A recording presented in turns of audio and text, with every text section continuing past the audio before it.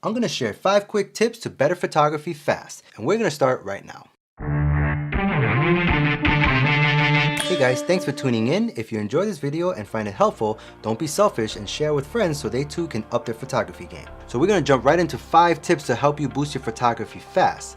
But before we do, I just want to emphasize that this video is intended for anyone at any skill level simply looking for tips to polish their photography. Some of these tips you might already know, while others you might not.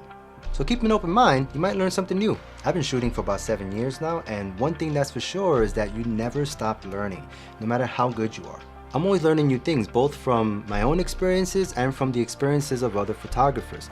Some more experienced than me, some less experienced than me. So keep an open mind, you might find this helpful. Now let's get right to it, the number one being the macro lens. Conventional wisdom says that you should keep a 50mm prime lens in your camera bag, which is sound advice. But I would sooner keep a 100mm macro lens in my bag. Here's why. The macro prime lens takes great portrait photos, offering beautiful compression through its focal distance and smooth bokeh with its wider aperture. It also has an extremely short focal range that lets you take some really close shots of smaller things with even more compression and bokeh. This gives you a lot of freedom to capture far more than you could with a 50mm or most other lenses. With it, you can take great portraits and pull the art out of everyday things, like say a pine cone or the texture in your drapes. The only drawback, like the 50mm, is that it requires a certain degree of footwork when capturing your frame since it's not a zoom lens. But with time and practice, it quickly becomes a non-issue. Number 2 is neutral density filter. This one is for taking awesome landscape photos, especially with water. ND filters are like shades you put on your lens so you can get photos with much slower shutter speeds when the sun is bright out.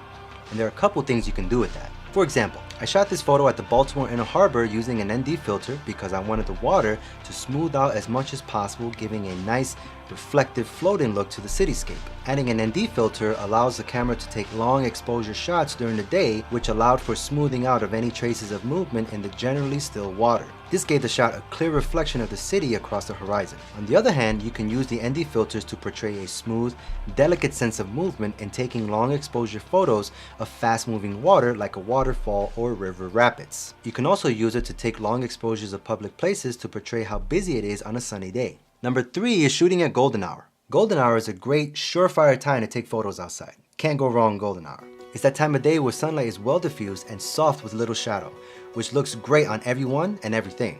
It's a time of day I always go for when doing any outdoor portrait photography, and also makes for great backlighting opportunities depending on where you shoot. There's a free app you can use called the Magic Hour app that tells you what time of day is going to be golden hour in your given location. It's pretty accurate if you live in an area where there aren't tall buildings or forests.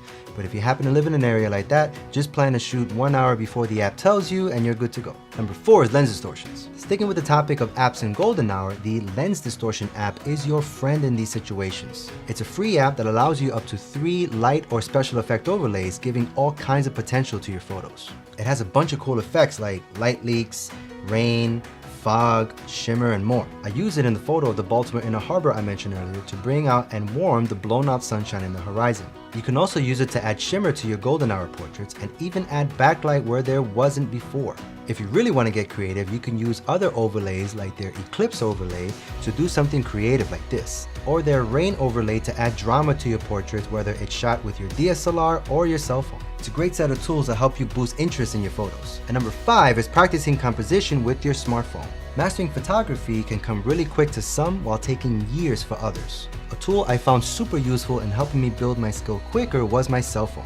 Nearly every smartphone comes built with a good camera that you can use to potentially take great photos, wherever you are, whether you're at home, at work, in a closet, at the beach, in the park, it doesn't matter. Wherever you are, whip out that phone and shoot. But don't just shoot at random. Shoot with composition and perspective in mind. Take a little time to think, what's a good perspective or angle to shoot this subject in? Then take your shots and review. For example, I was at a bowling alley with friends and family a couple months back and was handed a glass of water.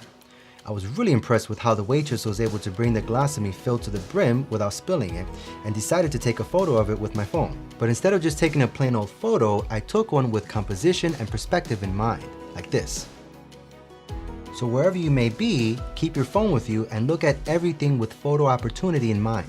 Use that built-in camera to practice your composition as well as every other concept of art that goes into your photography, such as pattern, texture, curve, contrast, perspective, frame in a frame, and rule of thirds. Do this on a daily and you'll see how quickly and dramatically your photography will improve. Now, as an added bonus, I'm gonna give you tip number 6, which is that your camera is just a tool. There's a ton of different camera models made by a bunch of different manufacturers, and all of them have the same core fundamental function, which is simply to record light and how that light interacts with whatever it is that it happens to be pointed at.